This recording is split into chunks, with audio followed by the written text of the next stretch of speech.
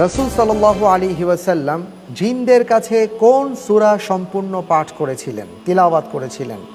সূরাতুল জিন, সূরাতুর রহমান, ইয়াসিন, সূরা নাস।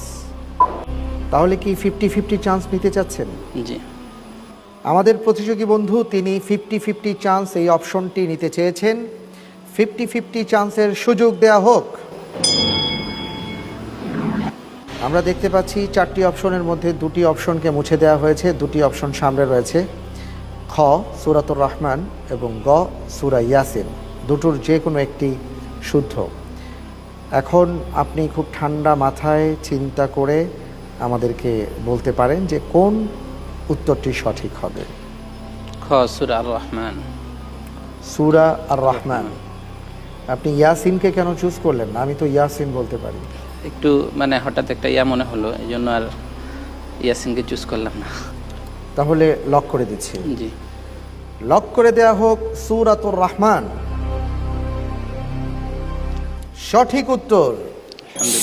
আলহামদুলিল্লাহ। আলহামদুলিল্লাহ।